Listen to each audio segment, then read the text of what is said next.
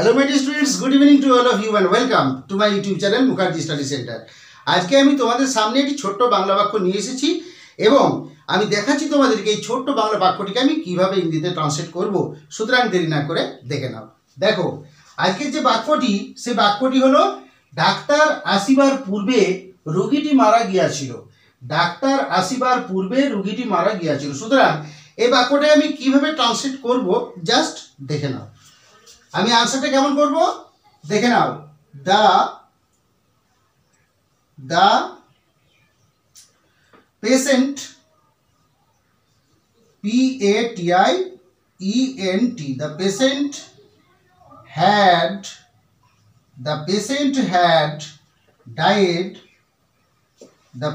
had died before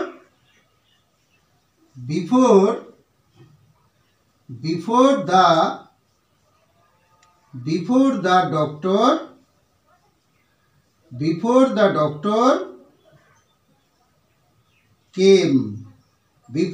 doctor came. তাহলে কি হলো আনসারটা কিভাবে হলো দেখে নাও। The patient had died before the doctor came.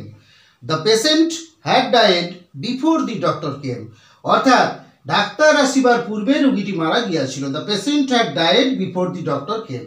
এরপর দেখো, এই যে বাংলা বাক্যটা আমি করলাম এটাকে আমি কিভাবে কোন সূত্র অবলম্বন করে বাক্যটাকে আমি গঠন করলাম জাস্ট সে বিষয়ে আমি অল্প কিছু আলোচনা করে দিচ্ছি, তোমরা জাস্ট দেখে নাও। দেখো, এখানে দেয়া আছে ডাক্তার আসিবার পূর্বে রোগীটি মারা গিয়েছিল। তাহলে এই বাক্যটা সবসময় ভালো করে ভেবে দেখো যে এই দুটো বাক্য ডাক্তার আসিবার পূর্বে এবং রোগীটি মারা গিয়েছিল এই দুটো বাক্যই কিন্তু রয়েছে অতীতকালে, পাস্ট টেন্সে রয়েছে অতীতকালে। তাহলে অতীতকালে দুটো ঘটনা ঘটছে। কি কি ঘটনাগুলো ঘটছে? ডাক্তারের আসা এবং রোগীর মারা যাওয়া, এই দুটো ঘটনাই কিন্তু অতীতকালে ঘটছে। তাহলে সবসময় একটা কথা মাথায় রাখবে যে দুটো ঘটনা যখন অতীতকালে ঘটে এবং অতীতকালে যে দুটো ঘটনা ঘটে সেই অতীতকালে দুটো ঘটনার মধ্যে যে ঘটনা প্রথমে ঘটে সেটা হয় পাস্ট পারফেক্ট টেন্স এবং যেটা পরে ঘটে সেটা হয় পাস্ট ইনডেফিনিট টেন্স। সবসময় মাথায় রাখবে, আমি আরেকবার বলছি, অতীতকালে যে ঘটনা ঘটে অতীতকালে দুটো বাক্যের মধ্যে প্রথমে যে বাক্যটা ঘটে অর্থাৎ ভার্ব বা ক্রিয়াপদের কাজটা যেটা প্রথমে সম্পন্ন হয় সেটা হয় পাস্ট পারফেক্ট টেন্স এবং পরে যেটা সম্পন্ন হয় সেটা হয় পাস্ট ইনডেফিনিট টেন্স। আমি উদাহরণের মাধ্যমে বুঝিয়ে দিচ্ছি, তোমরা দেখে নাও। দেখো, তাহলে এখানে বলেছে ডাক্তার আসিবার পূর্বে রোগীটি মারা গিয়েছিল। তাহলে আগে রোগীটি মারা গিয়েছিল তারপর ডাক্তার এসেছিল। আগে রোগীটি মারা গিয়েছিল তারপর ডাক্তার এসেছিল। সুতরাং এই যে রোগীটি মারা গিয়েছিল এটা কি হবে? এটা হবে পাস্ট পারফেক্ট টেন্স। ভালো করে বুঝে নাও, এটা পাস্ট পারফেক্ট টেন্স।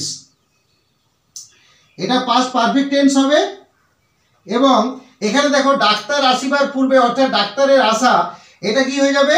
এটা হয়ে যাবে past indefinite tense. Past indefinite, এটা হয়ে যাবে পাস্ট ইনডেফিনাইট টেন্স। তাহলে এই যে দেখো ইংরেজি বাক্যটা রয়েছে দ্য পেশেন্ট হ্যাড ডায়েড, এটা আমরা কি বলবো না এটাকে আমরা বলবো পাস্ট পারফেক্ট টেন্স। এবং দেখো দ্য ডক্টর কেম কে আমরা কি বলবো? Past indefinite tense.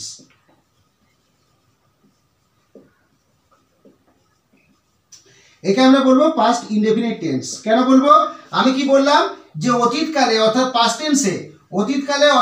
টেন্সে দুটি কাজের মধ্যে যে কাজটি প্রথমে ঘটে, যে কাজটি প্রথমে হবে সেটি হবে কি? সেটি হবে পাস্ট পারফেক্ট এবং যে কাজটি পরে হবে সেটি হবে কি না সেটি হবে পাস্ট ইনডেফিনাইট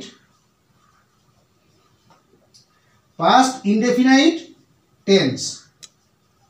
তাহলে আমি কি বললাম? পাস্ট টেন্স বা অতীতকালে দুটি কাজের মধ্যে যেটি প্রথমে ঘটবে সেটি হবে পাস্ট পারফেক্ট টেন্স এবং যেটি পরে ঘটবে সেটি হবে পাস্ট ইনডেফিনিট টেন্স। অর্থাৎ ডাক্তার আসিবার পূর্বে রোগীটি মারা গিয়েছিল। সুতরাং এখানে ডাক্তার আসা, এই যে ডাক্তার আসা দেখো দ্য ডক্টর কেম, এটা হয়ে গেল পাস্ট ইনডেফিনিট টেন্স এবং দ্য পেশেন্ট হ্যাড ডায়েড অর্থাৎ রোগীটি মারা গিয়েছিল, এই যে দ্য পেশেন্ট হ্যাড ডায়েড এটা হয়ে গেল পাস্ট পারফেক্ট টেন্স। না তোমরা নিশ্চয়ই বুঝতে পারলে যে এখানে এই যে আমি প্রশ্নটা আমি যে বাংলা বাক্যটা দিয়েছি, ডাক্তার আসিবার পূর্বে রোগীটি মারা গিয়েছিল, সুতরাং এই ক্ষেত্রে কিন্তু দুটো টেন্স বা ক্রিয়ার কালের ব্যবহার দেখানো হয়েছে। একটা হলো পাস্ট ইনডেফিনিট টেন্স এবং অপরটা হলো পাস্ট পারফেক্ট টেন্স।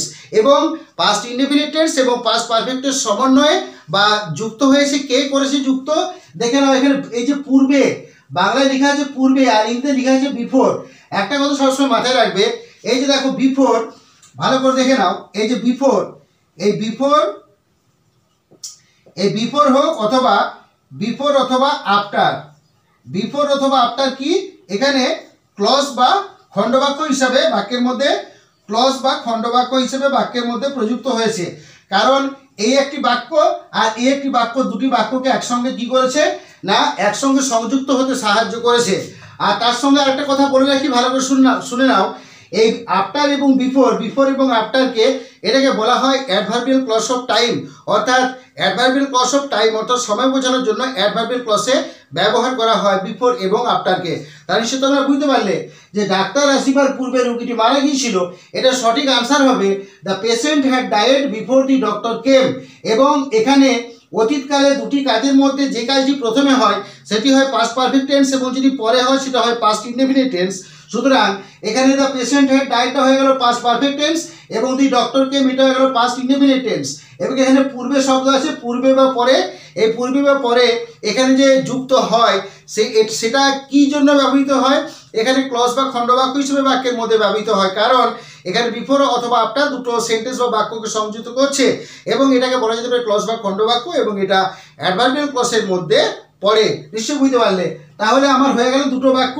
তাহলে একটা জিনিস সম্পূর্ণরূপে আমাদের পরিষ্কার হয়ে গেল যে পাস্ট পারফেক্ট টেন্স যে গঠিত হয়েছে তা কিন্তু পাস্ট ইনডেফিনিট এবং পাস্ট পারফেক্ট টেন্স দুটোর সাহায্য নিয়ে গঠিত হয়েছে এবং সেখানে বিফোর এবং আফটার নামক ক্লজের প্রয়োগ করা হয়। এইভাবেই কিন্তু বাক্যটাকে পাস্ট পারফেক্ট টেন্সটাকে গঠন করা হয়। এবং এখানে ডাক্তার আসিবার পূর্বে রোগীটি মারা গিয়েছিল, তার সঠিক আনসার হচ্ছে the patient had died before the doctor came. সুতরাং এটি হলো সঠিক আনসার এবং এটা আমি পাস্ট পারফেক্ট টেন্স বা পুরাঘটিত অতীতকালকে ধরে বা পুরাঘটিত অতীতকালের সূত্রকে অনুসরণ করে আমি বাক্যটিকে গঠন করেছি। যাই হোক, নিশ্চয়ই তোমরা বুঝতে পারলে যে আজকে আমি যে বাক্যটা গঠন করেছিলাম সেই বাক্যটা কীভাবে গঠিত হলো এবং তার সম্পর্কে যতটুকু গ্রামেটিক্যাল নোটস দেওয়ার প্রয়োজন আমি ততটুকু তোমাদেরকে দিলাম। যাই হোক, আজকে আমি আমার ক্লাসটি এখানে শেষ করলাম। যদি আমার এই ভিডিওটি ভালো লাগে তাহলে অবশ্যই একটি লাইক করে দিও, বিশেষভাবে ছাত্রছাত্রীদের উদ্দেশ্যে বলছি। আর যদি আমার এই ভিডিও তোমাদের মনকে আকর্ষণ করতে পারে তাহলে অতি অবশ্যই তোমরা কিন্তু আমার চ্যানেলটিকে সাবস্ক্রাইব করো এবং আমার ভিডিওটিকে বেশি বেশি মানুষের মধ্যে শেয়ার করে দাও বা ছড়িয়ে দাও। আরেকটি বিশেষ ঘোষণা, যে সমস্ত শ্রদ্ধেয় দর্শকবৃন্দরা নতুনভাবে আমার চ্যানেলে আসছেন এবং আমার ভিডিও দেখছেন তিনাদেরকে আমি অশেষভাবে তিনাদের কাছে কৃতজ্ঞ এবং ধন্যবাদ জানাচ্ছি এবং তিনাদের উদ্দেশ্যে আমি এটাও অনুরোধ করছি যে আপনারা আমার চ্যানেলে আসুন এবং আমার চ্যানেলটিকে গ্রো করার জন্য আমি আপনাদের সাহায্য প্রার্থনা করছি। তাই আমার চ্যানেলটিকে প্লিজ সাবস্ক্রাইব করুন। যাই হোক, সর্বশেষ আর কিছু কথা বাড়াচ্ছি না, ছাত্রছাত্রীদের উদ্দেশ্যে এবং শ্রদ্ধেয় দর্শকদের উদ্দেশ্যে রইল আমার শুভকামনা। ধন্যবাদ।